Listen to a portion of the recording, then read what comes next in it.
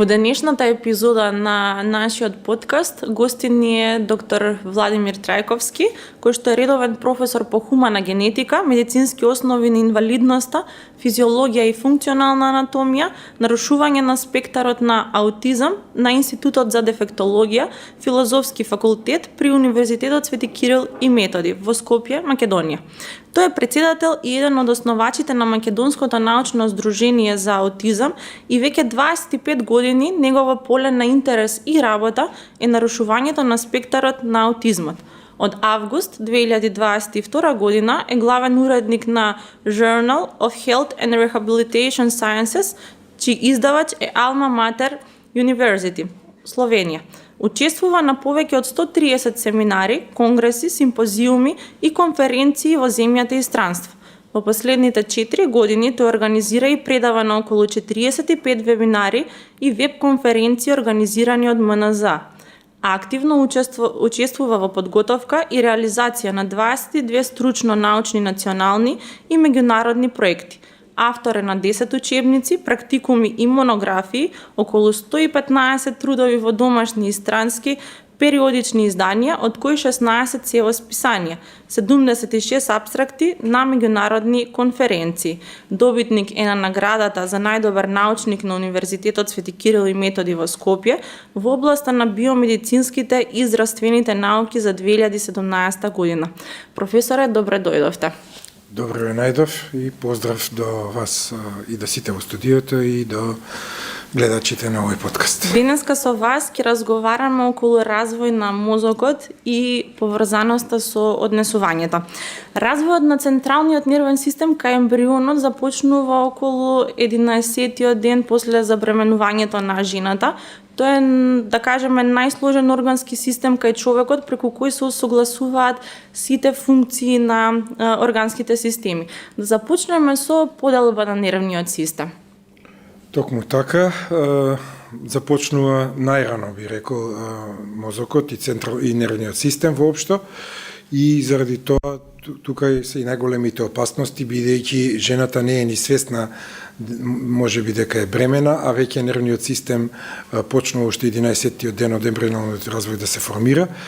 И во тој ембрионален развој прво се свива потекно од ектодермалната мозочна, од ектодермалната обвивка и се свиваат едни ивиците, формирајќи една неврална цевка или неврална туба, и заради тоа е значено уште во првиот триместар жената која што свесно или несвесно станува бремена да консумира фолна киселина. Во однос да се навратам на прашањето, главно го делиме на централен нервен систем, овака сега студентски, и периферен нервен систем, со тоа што двата система функционираат поврзани еден со друг и не можат изолирани да бидат. Централниот нервен систем зависи од периферниот нервен систем, преку него ги прима дразбите од надворешноста и од внатрешноста, од сите тие проприоцептори, натриентероцептори од цревниот систем, например, и секако од надворешноста во смисол на преку сетилото за вид се примат светлинските дразби, преку сетилото за слух аудитивните дразби и потоа преку тој периферен нервен систем се праќаат до централниот нервен систем, односно до големиот мозок и до сите останати негови составни делови. Големиот мозок, секако дека тука има највисока хиерархиска поставеност во тоа командување, да кажам, со структурите кои што се под него и тука сега разликуваме преден мозок, среден и заден мозок. Во централниот нервен систем се разбира, а инаку периферниот нервен систем главно го сочинуваат тоа се нервите.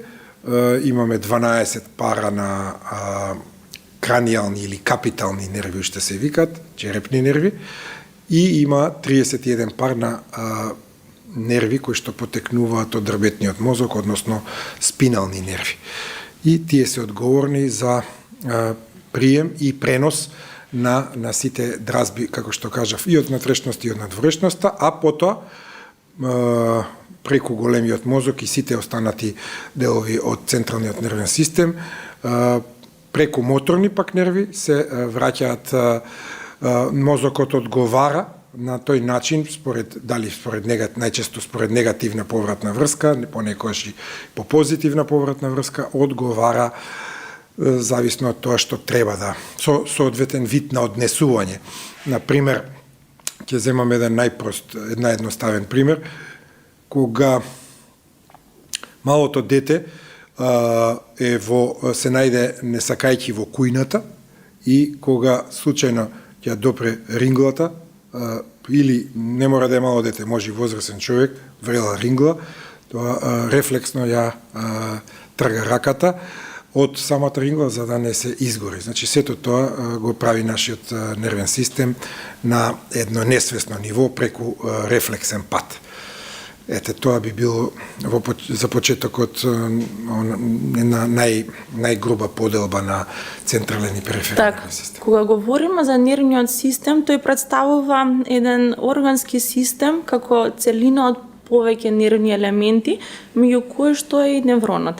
Невронот е основен елемент на нервниот систем и нели тоа обезбедува пренос на информации помеѓу различни делови од организмот на човекот. Ако почнеме од најмалата структура на нервниот систем, тоа е невронот, што може да ни кажете подетално околу тоа и нешто што мене ме интересира е како изгледа таа комуникација помеѓу невроните. Тоа ни е едно најчесто поставувано прашање од клиентите, особено со оние кои што работиме неврофидбек метода. Така што вие еве детално ќе објасните се. Токму така, невронот представува основна и структурална функционална единица на нервниот систем и тука морам да споменам покрај невронот, тука 50% од нервното ткиво зафаќаат и глијалните клетки или глија клетки, кои што се исто така мощни значајни и се делат на 3 подтипови, од кои што тука ќе ги вброиме олигодендроцитите, понатаму невроглија и микроглија. Сите овие исто така му даваат една потпора на невронот, учествуваат во метаболизмот на невронот и глија клетките исто така учествуваат и во кога ќе дојде до оштетување на невронот, во негово евентуално репарирање или пак доколку дојде до комплетна деструкција, тогаш глија клетките едноставно служат како некој вид на гробница за невроните и го пополнуваат тоа место на оштетувањето на невроните со сврзно ткиво или лузна, бидејќи во мозокот едноставно и по повреди, по мозочни удари, инфаркти, крварења, во фазата на репарација не смее да остане празен простор, вакуум или безвоздушен простор, едноставно, бидејќи не постои 100% регенерација на нервното ткиво, тога доаѓа до репарација, која што тоа место каде што има оштетување се пополнува со глијално ткиво и со сврзно ткиво како лузна. Инаку, невронот е граден, или нервната клетка, за поширокиот аудиториум, е граден од тело или сома, понатаму има повеќе разгранети дендрити, како гранки на дрвото, така ги опишуваме, има еден долг аксон, значи подолг излезниот дел од аксонот, излезниот дел од невронот се нарекува аксон, и на самиот аксон, каде што завршува, има терминални завршетоци, проширувања во форма на копчиња, кои што откаде што се лачат невротрансмитерите. Комуникацијата во нервниот систем оди на два начини. Имаме комуникација внатре во самиот неврон и исто така има интерневронска комуникација помеѓу невроните или пак помеѓу неврони и останати ефекторни клетки, како што се мускулните клетки, жлездените клетки и така натаму. Она што е значајно за аудиториумот е тоа дека нервниот импулс е главната и основна движечка, би кажал, и информација во целиот наш организам. Нервниот импулс се создава на местото каде што започнува аксонот, кој што се нарекува аксонско брекче, и тука доаѓа до, сега да не идам во големи детали, но сето тоа се базира на промена на концентрацијата на натриумови и калиумови иони внатре во невронот и надвор од невронот, каде што за можне кратко време нервната клетка, кога би била изолирана и кога ставиме две електроди на волтметарот, има тој така наречен мембрански потенцијал во мирување кој што изнесува минус 70 миливолти, и кога ќе дојде до одредена дразба, доаѓа до брза промена на тие натриумови и калиумови иони. Натриумот брзо влегува внатре во клетката, калиумот излегува, доаѓа до една позитивизација на внатрешноста на клетката, расте некаде до плюс 35 миливолти, што ние во физиологијата тоа го нарекуваме создавање на акцијски потенцијал или нервен импулс, односно таа биоструја со мал напон. И од тоа место аксонското брекче, долж аксонот, се шири тој нервен импулс, се шири до соседните клетки, доколку е интерневронска комуникација. На крајот, значи, имаме различни врските помеѓу две клетки, нервни клетки или нервна клетка со мускулна или жлездена клетка, се нарекуваат синапси. И тие се микропростори во големина од 20 до 30 нанометри, виртуелни микропростори, каде што тука се излачуваат, значи имаме една, ја нарекуваме нервна клетка предсинаптичка, тоа е онаа која што го праќа импулсот, кој создава и го дава, и втората која што го прима е постсинаптичка клетка, и врз основа на тоа се базира целото наше однесување, функционирање, останатите органи работат на тој принцип, значи пресинаптичка и постсинаптичка клетка. Предсинаптичката треба да го излачи тој невротрансмитер што се создава во неа. Имаме главно два типа на невротрансмитери, тоа се ексцитаторни и инхибиторни невротрансмитери. Ексцитаторните прават возбуда на нашиот организам, го возбудуваат повеќе, го држат во едно будно ниво, во едно работно ниво, а инхибиторните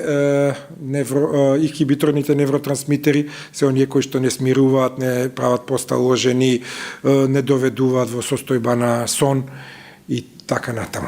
Во вашите дела, тоест кога ја истражува вашата литература, најдов на многу интересен термин пролиферација, кој што значува производство на нови клетки, тоест неврони.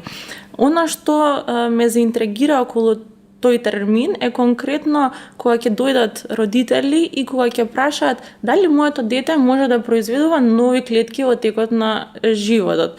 Какво е вашето објаснување околу сето тоа? Па да, пролиферација представува создавање, размножување на нови клетки.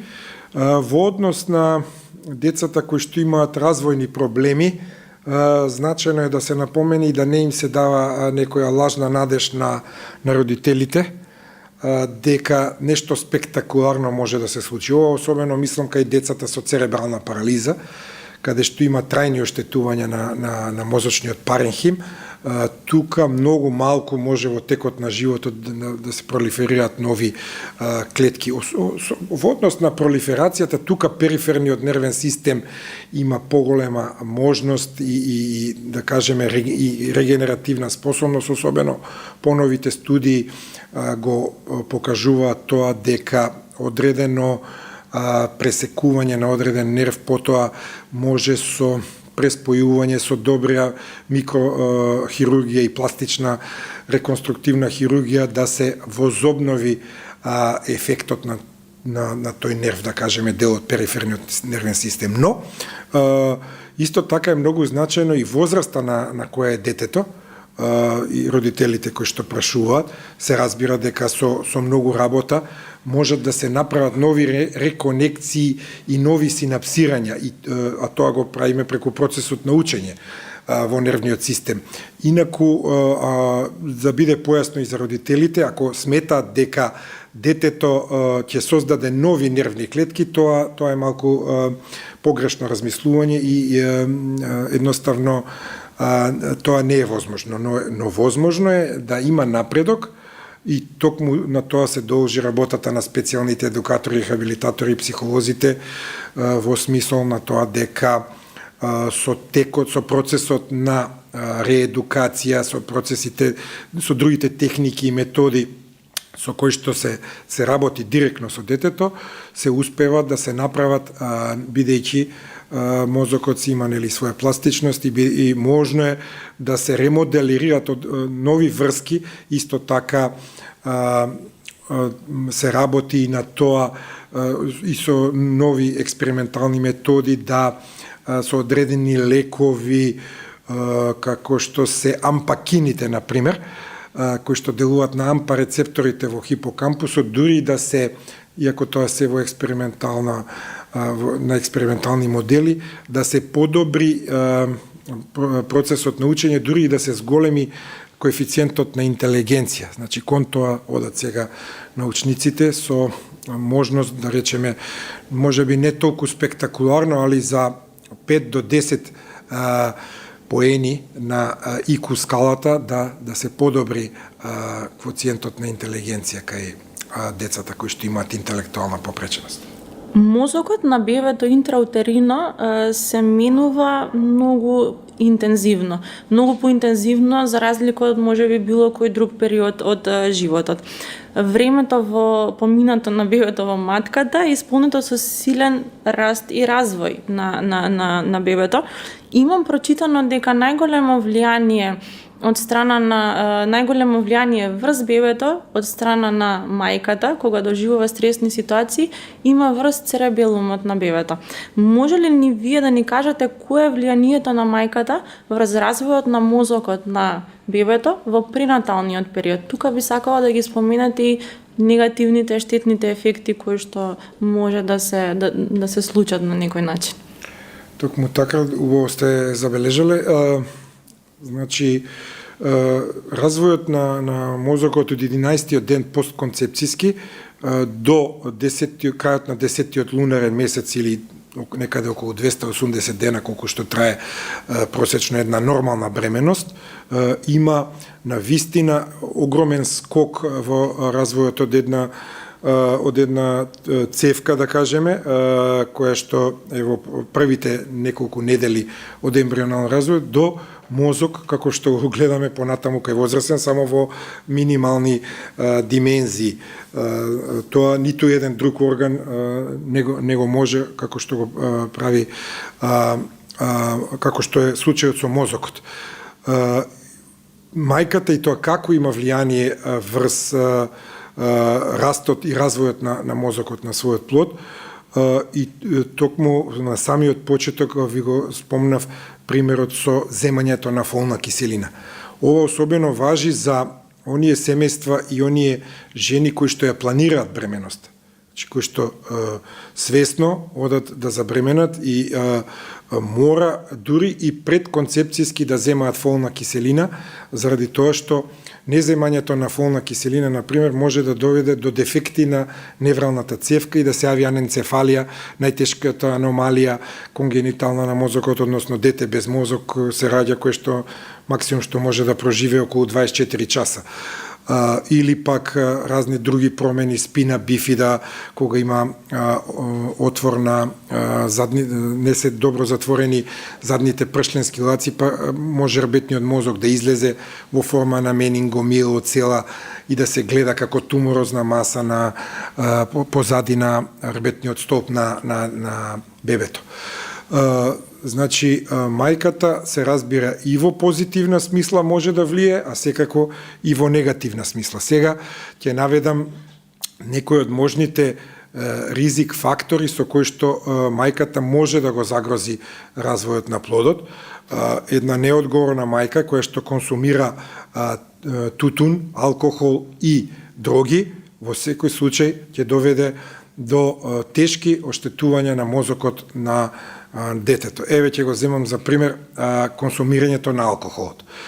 Тоа доведува до фетален алкохолен синдром кај детето, бидејќи алкохолот многу лесно ја преминува утероплацентарната бариера, плацентата или постелката, нели, со која што детето комуницира, ги прима сите хранливи материи, кислородот и сите штетни материи од мајката, кој што ги консумирала, и тој фетален алкохолен синдром потоа се одразува најмногу врз развојот на мозокот, па дури и врз физичкиот развој на новороденото.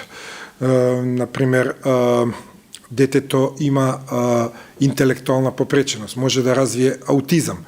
Исто така, ако мајката консумирала во огромни количества алкохол за време на бременоста, особено највулнерабилен период е, тоа веќе го знаат пошироките народни маси, би рекол, го знаат дека алкохолот фактички има токсичен ефект во првите 3 месеци, најмногу. Понатаму, исто така, здравствената состојба на мајката е исклучително значајна. Доколку мајката боледува од диабетес мелитус, доколку има карцином, доколку има хипертензија, покачен крвен притисок, доколку има некој автоимуно нарушување, сите тие болести и тоа како можат да се одразат врз развојот на мозокот и да доведат, например, токсемија гравидарум, тоа е кога мајката има подолго време покачен крвен притисок и едноставно детето, ако не дојде до абортус во текот на бременоста, ако детето се роди, често пати може да се опишуваат, нели, случаи каде што детето заради таа хипоксија која што е трпел плодот во текот на интраутериниот развој, да дојде до трајни оштетувања и последици на централниот нервен систем, кое што понатаму ќе се манифестира како интелектуална попреченост, како дислексија, дисграфија и сите останати нарушувања во детската возраст. Други состојби исто така е тешките метали, например, ако мајката има покачено тешки метали, најчесто тоа може да се случи со олово или жива, заради користење на разноразни креми, порано пломбите што се става во зъбите беа од олово, сето тоа може да се одрази негативно исто така врз развојот на мозокот во тој пренатален развој и да резултира со, се разбира, или интелектуална попреченост или некое друго нарушување на мозокот. Исто така, најбаналното, да кажеме, една мајка која што е во малнутриција или која што имала, да речеме, анорексија во адолесцентниот период и која што анорексија не е доволно, да речеме, излечена и ако не зема доволно хранливи материи, протеини, аминокиселини, витамин B12, например, може да доведе не само до нарушување, например, на крвта, како што е пернициозна анемија, туку и до оштетување на мозокот. Исто така една анемична мајка, која што има намалено железо, хронична анемија, која што боледува хронична анемија, тоа намалено железо исто така може да го оштети трајно мозокот на детето. Понатаму, тука спаѓа и она болест РХ инкомпатибилија, кога таткото е РХ позитивна, мајката е РХ негативна, кога доаѓа до една зголемена сензибилизација и мајката создава антитела против еритроцитите на собствениот плод, бидејќи тој ја наследил плодот од таткото РХ позитивната крвна група и потоа тие антитела навлегуваат преку плацентата и го прават разноразни проблеми во форма на таа новороденечка хемолитична болест, односно морбус хемолитикус неонаторум, каде што тука може преку тие зголемувањето на билирубинот во крвта на новороденото, ако навреме не се препозна и ако не се направи таа промена на крвта ексангвинотрансфузија, тој билирубин може да доведе до керн иктерус и трајни оштетувања исто така на мозокот. И секако дека постојат и ред други фактори, но мислам дека ги спомнав најбитните и најзначајните. Да, кога зборуваме за детскиот развој, мозокот најмногу се развива во првите 3 години од животот на детето, поставувајќи основа за неговиот иден развој. Што е клучно за развојот на мозокот и на што е најчувствителен или ранлив мозокот во раниот развој кај детето?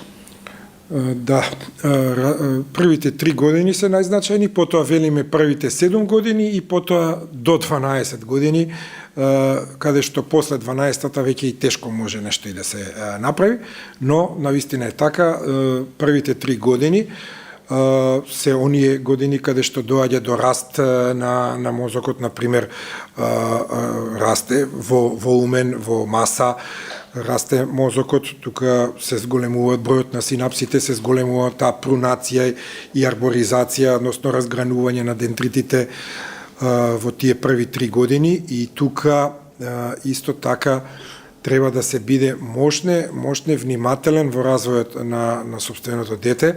Значи, прво исхрана, правилна исхрана.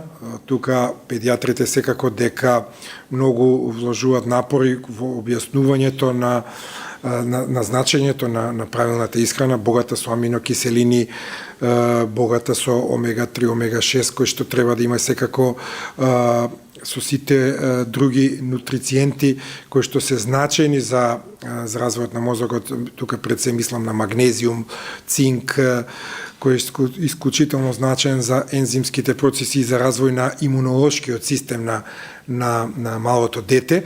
Она што во постнаталните фактори е најкритично, тоа се инфекциите во тие први 3 години и мора да се внимава да се превенираат вирусни и бактериски инфекции или евентуално поретко, но можни се и паразитарни инфекции на мозокот, кои што би можеле да доведат до енцефалитис, менингитис, например една бактерија најсерија се вика менингитис или менингокок може да доведе до еден бактериски пурулентен менингит и да јас познам примери особено порано пред 60-70 години и кога немало пеницилин во нашата држава, например, лица кои што од еден бактериски пурулентен менингитис завршувале со интелектуална попреченост до животно,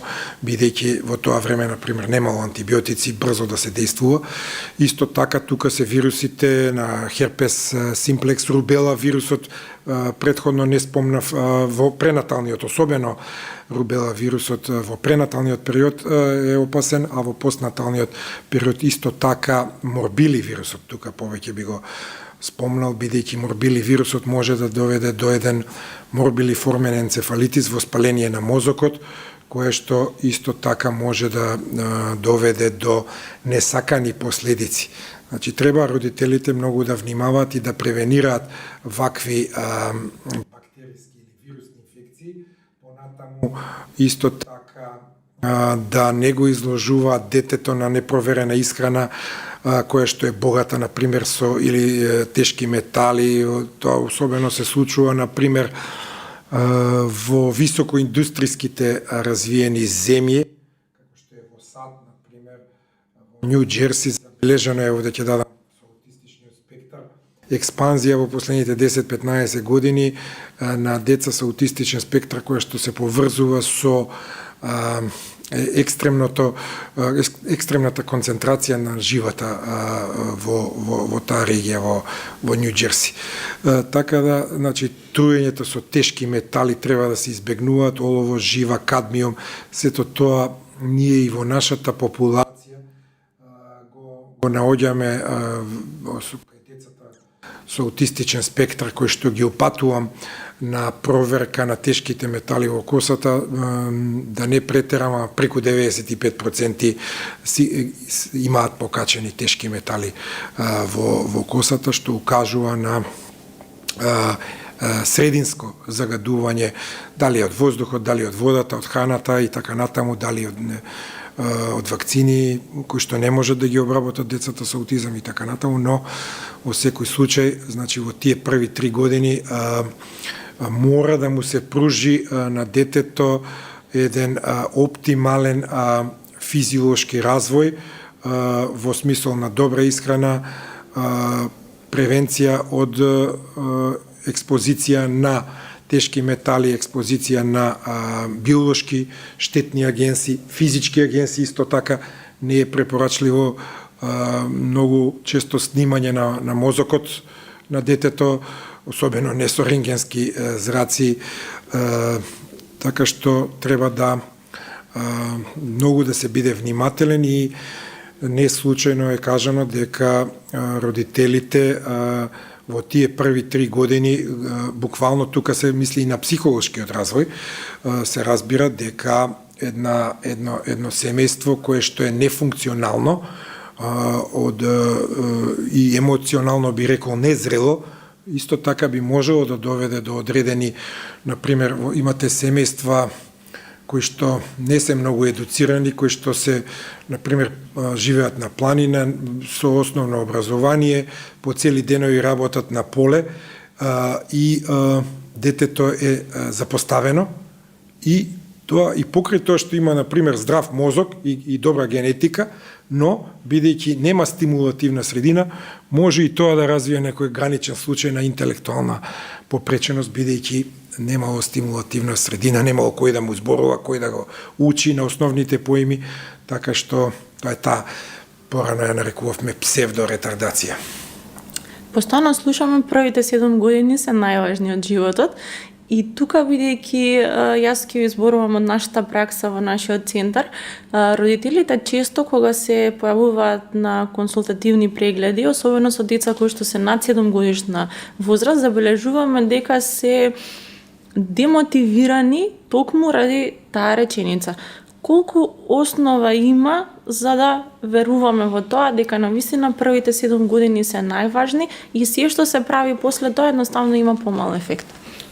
Па, точно е тоа, дека не знам зашто се демотивирани, но тие први 7, не случајно децата поаѓаат на училиште во 6-та или 7-та година, заради тоа што претходно едноставно мозокот не е доволно созрен за да може да ги прими тие основни работи кои што се учат, например, по мајчин јазик, математика, запознавање на природата и општеството, тие основни предмети, едноставно мозокот не е доволно созрен, нема доволна миелинизација, така што тие родители мора, како што кажав и претходно, да му пружат и емоционално и социјално, би рекол, максимални услови на детето за развој.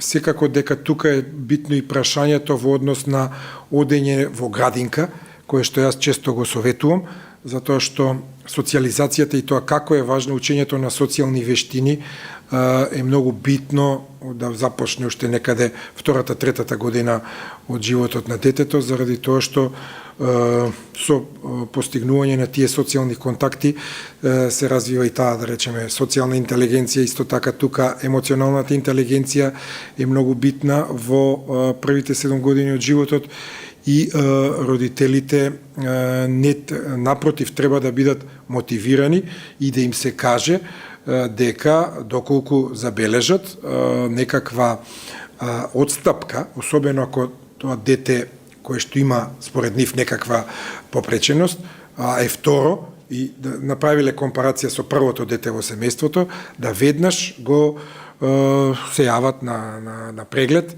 кај доктор, да дојдат во одреден центар, дали приватен, дали во некоја јавна институција и да значи да се детектира што порано, затоа што со раната интервенција може многу да се стори доколку е забележано во втората и третата година одредено отстапување, дали е тоа во говорот, дали е во социјализацијата, нарушување во однесувањето, дали е во сетилните органи исто така оштетувањето, нарушувањето, за да може, значи, да дефектолозите и полесно работат и да има подобри резултати во третманот. Инаку, доколку се работи за некакво трајно нарушување, типот на аутистичен спектар на нарушување, тука јасно е дека тоа не е болест и тука треба, нели, да родителите и самите да бидат свесни дека тоа состојба и да не очекуваат дека детето ќе се излекува комплетно.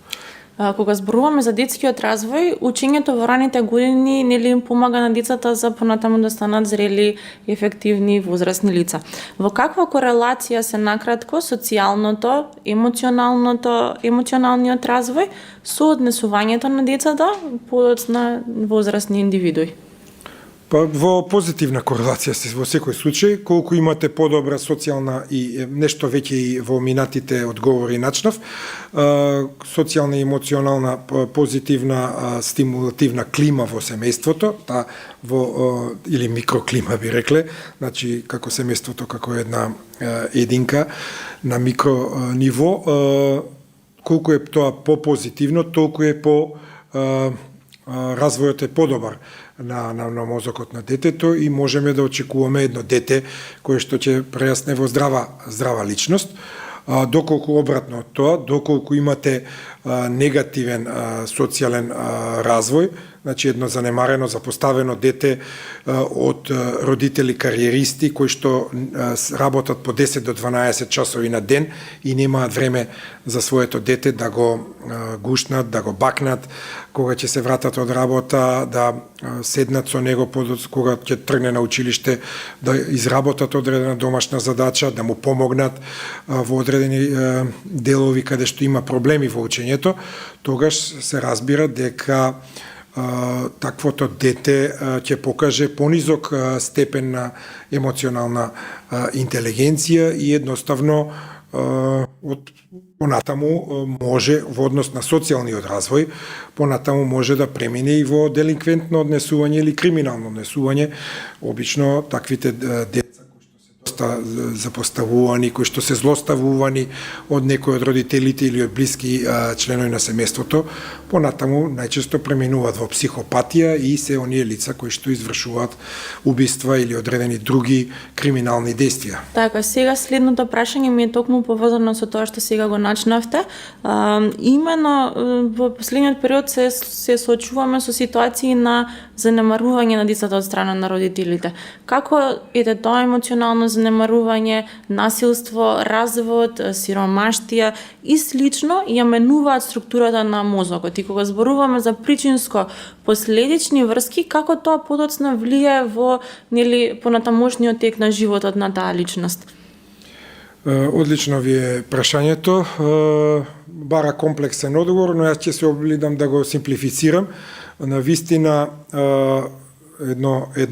едно семејство кое што е нефункционално или например ако е едно родителско семејство, понекогаш знае и да функционира добро, зависи од случај до случај, понекогаш не може да функционира.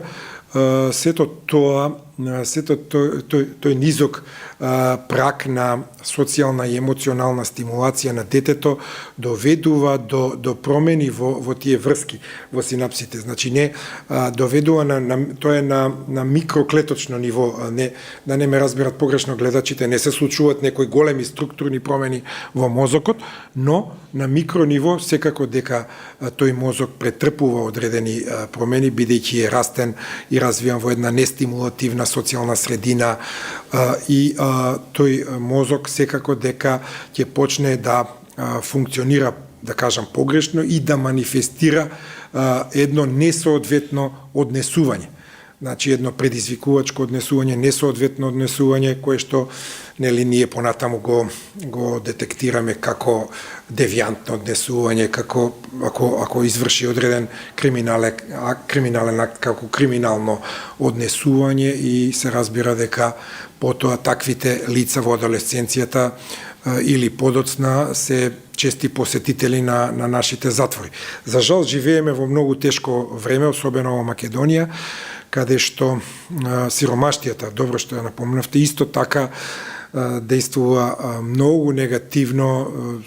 Сиромаштијата може да биде причина нели за разводот, па потоа тоа си носи други последици во однос на развојот на детето, затоа треба тука да се биде исто така мощно внимателен и не секогаш може да се даде некој рецепт на едно хармонично семејство, туку тоа сето зависи на индивидуално ниво, како одредени двајца млади луѓе, например, кои што решиле да стапат во брак, како ќе ги градат односите, но секако сето тоа доаѓа од домашното воспитание, како биле тие дома воспитувани и како течел нивниот развој до 7-та година од животот во смисол на таа емоционална интелигенција. Инаку од емоционалната интелигенција и тоа како зависи дали ќе имате зрела индивидуа која што е свесна и одговорна за своите постапки, индивидуа кој што ќе напредува, индивидуа кој што ќе запише факултет, ќе го заврши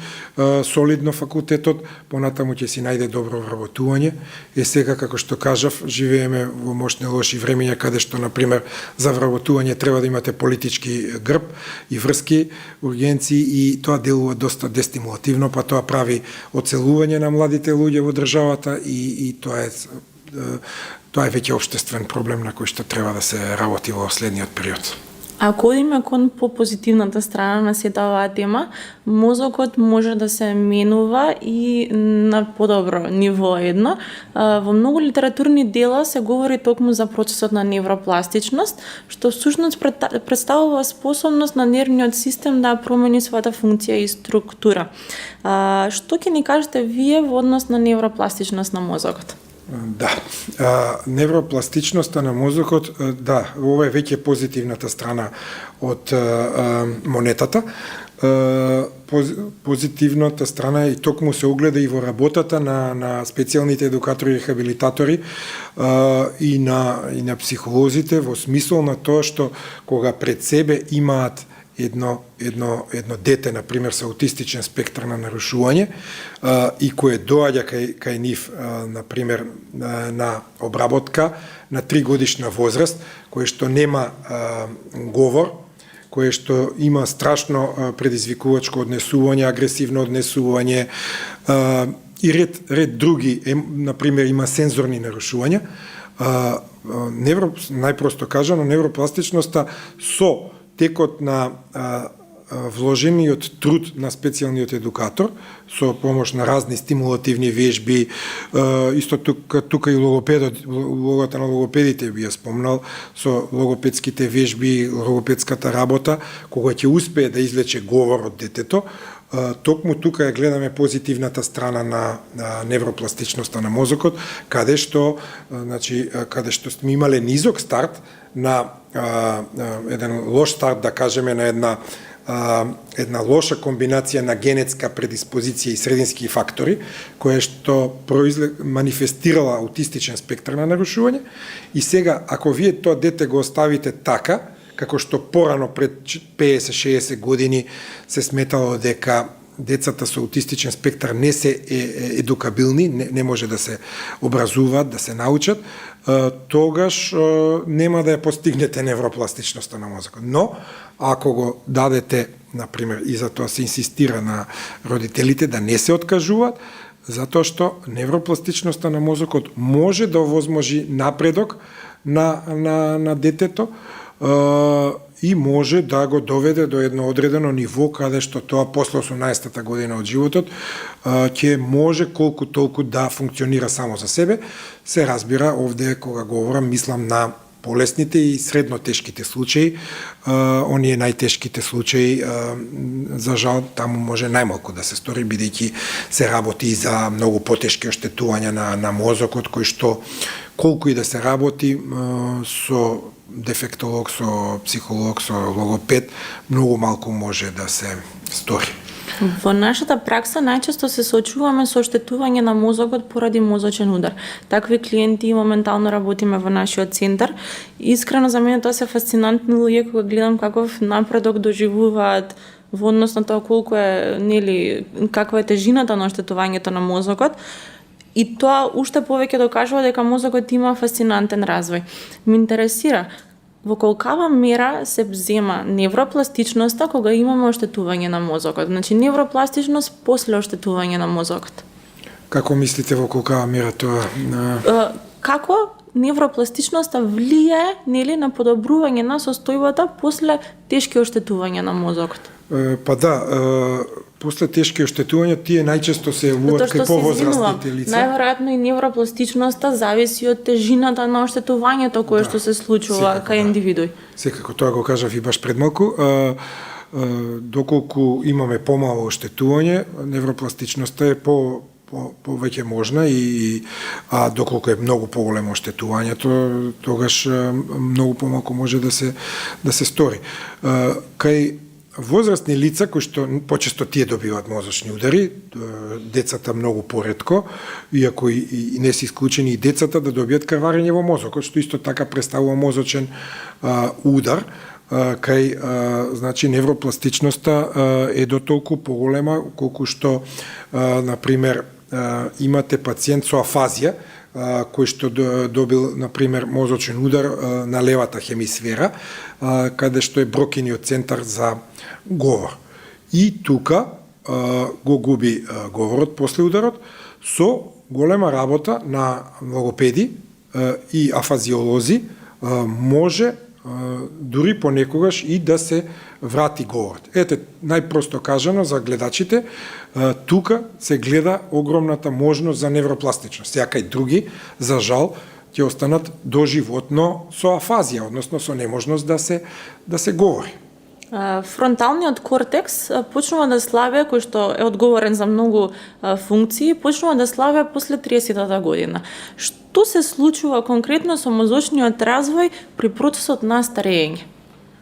Па да, тоа е после 30-та година, веќе имам негде, нели, затоа и неслучено се зема дека она рана адултна возраст почнува некаде 28 година, веќе младоста завршува 27-8 и почнуваме да влегуваме во тој ран адултен период после 28-та година, 30-та година од животот, кога постепено, значи, настануваат не само на мозокот, него и на другите органи дегенеративни промени. Па вие може да сретнете, на пример, и лице на 30 години кој што добил инфаркт на срцето или инфаркт на мозокот, особено ако има, на пример, генетски предиспонирана хиперхолестеролемија. Тоа е мутација на гени кои што водат до зголемено количество на холестеролот во крвта, се запушуваат артериските крвни садови во мозокот и добива мозочен удар. Или дури да не добие мозочен удар, со нашето старење на мозокот доаѓа до склерозација на нашите крвни садови, а таа склерозација води до понеквалитетна оксигенација на мозокот, до понеквалитетна исхрана на мозокот и доаѓа до постепено, нели, наше старење. И сега тука повторно зависи од гените, на пример, дали некој ќе добие деменција на 65 години, дали некој на 80, или имате примери, веќе го земам и мојот татко, има 92 години, неговиот мозок одлично се уште функционира, а имал примери на некои луѓе на 65 години добиле сенилна деменција. Така што тука пред се многу исто така зависи и од генетиката, од гените. Доколку одредено лице има одредени мутации, сега зборуваме за деменција, тоа може да развие и на многу помлада возраст одредена деменција.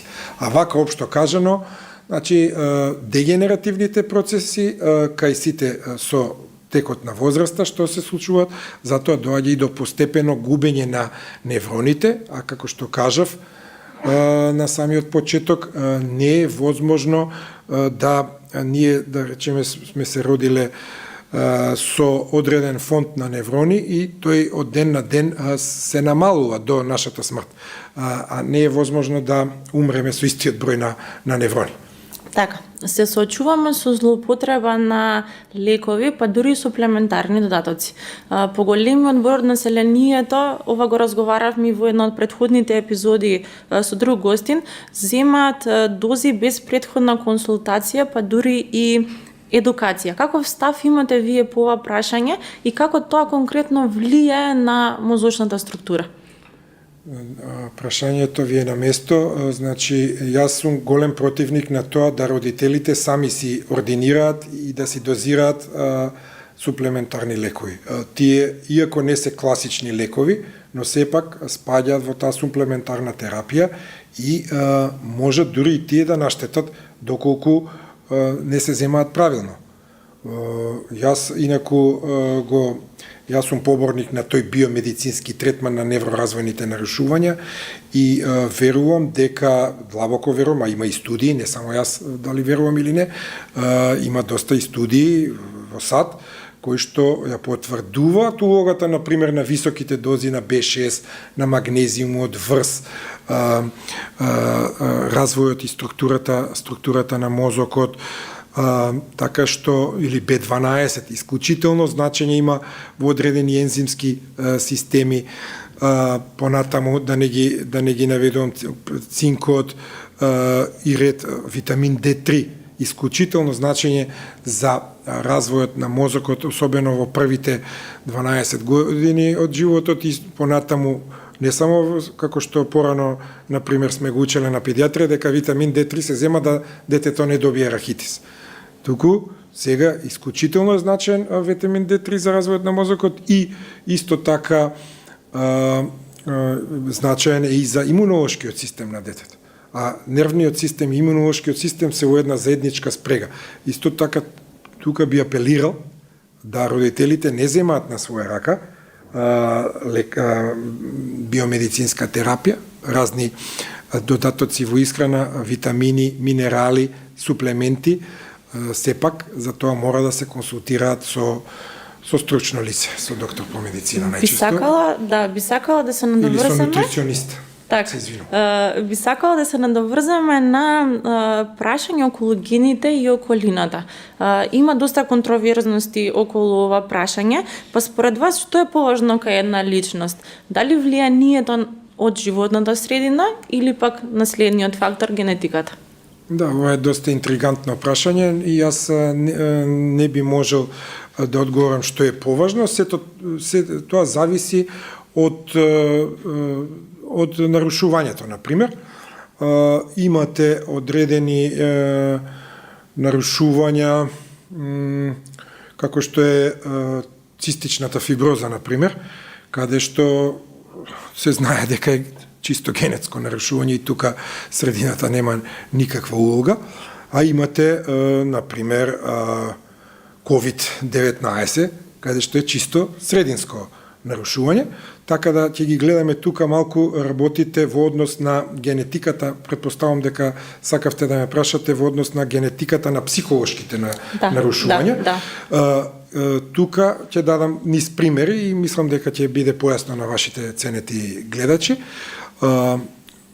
Например, кај неврозите правени се студии на близнаци, семени студии, адоптивни студии, студии на усвоени деца, и кај неврозите е утврдено дека поголемо влијание има срединскиот фактор отколку генетскиот фактор. За разлика од тоа, например, кај аутистичниот спектар, генетиката иде и над 90% тој коефициент на наследност, што значи дека преку 90% од факторите кои генетиката е виновна за настанокот на аутистичниот спектар, само околу 10 или нешто под 10% е срединските фактори. Исто така имаме други, манично депресивната психоза, например. Таму генетскиот фактор е предоминантен врз срединскиот фактор. Во однос на некои болести на зависност, и консумирање на дроги. Правени се студии, таму за нијанса предоминира срединскиот фактор врз генетскиот фактор, особено кај консумирањето на дрогите, кај алкохолизмот зависи од формите, можно е имаме одредени видови на алкохолизам каде што се работи и за мутација на одредени гени, каде што тие лица едноставно не можат да го обработат правилно алкохолот тие создаваат многу ацеталдехид кој што прави едно како труење во организмот и така што кај тие одредени форми каде што се докажани мутации, таму на пример е генетската предиспозиција. Има други пак форми на алкохолизам каде што повеќе лошата средина, особено по новите студии опишуваат дека алкохолизмот кај женскиот пол, особено во високо развиените земји, има повеќе срединско влијание кај женскиот пол. Така. Професоре, во вашата нова книга, вашето ново дело Физиолошка психологија, говорите и за еволуција на однесувањето и еволутивна психологија, каде што говорите и за природната селекција. Ке може ли накратко да ни објасните што се до тоа значи пред да објавиме крај на оваа епизода? Па добро, да, спомнувам за еволуцијата, за Чарлс Дарвин секако, неодменливиот, иако има доста критики на Дарвиновата теорија, но сепак не сум видел уште некоја посилна теорија која што би отфрлила Дарвиновата теорија и на природна селекција. Многу спомнувам сосема накусо за, иако не сум еволутивен психолог да кажеме, но повеќе од генетски аспект како професор, како што кажавте и во воведот, предавам хумана генетика. Спомнувам нели во книгата во едно одредено поглавје за гените и еволуцијата. Значено е тоа да се напомене дека со текот на годините и развојот на човековиот свет, она што го имале гените во 19-тиот век и она што го имаме сега, горе-долу доаѓа со текот на времето до одредени мутации кои што, например, доведува до одредена адаптација на одредени организми или пак до нивно изумирање. Познат е примерот нели со диносаурусите кои што не успеале да преживеат еволуцијата, а од друга страна сега ќе наведам еден помалку познат пример за вашите гледачи, тоа е српестата анемија. Српестата анемија како генска мутација на хемоглобинот. Таа мутација кои ја имаат, например, во доста африкански племиња и кај нив довела до зголемена адаптивна вредност за преживување од маларија. Значи, овие лица имаат еден во својата структура поради таа мутација имаат форма на нивните еритроцити како срп. Нормалната форма на еритроцитите е биконкавна дискоидна, како диск, биконкавно. И сега тој маларичен плазмодиум, кој што е паразитот што ја предизвикува болеста маларија, која што исто така била доста проширена и во Македонија некаде до 50-тите години од минатиот век, па потоа е ерадицирана за среќа. Значи, тој маларичен плазмодиум не може да се развива во таквиот српест еритроцит, не може да преживее во таква форма. И една мутација, ова е еден од ретките примери каде што една мутација која што води до анемија кај таа популација која што го има, довела до преживување на африканските црци од маларија. Исто така одредени гени, например, кои што биле одговорни за одредени однесувања, тука би ги спомнал гените за кои што се наводно обвинети за булимија или за анорексија нервоза. Ние немаме во литературата случаи во 19-тиот век на лица што боледувале. Овие две болести се сметаат како модерни болести со почетокот на 70-тите години на минатиот век, увезени од западноевропскиот и од американското тло. така што можеби во тоа време во 19-тиот век тие гени биле одговорни за некое друго нарушување кое што сега во последниве 50 години се манифестира кој одредени индивидуи како анорексија нервоза или како булимија. Така. Огромно благодарам што бевте дел од денешната епизода и сметам дека од голема корист кога населението има можност да слушне информации и лични ставови од професионалец во својата дејност.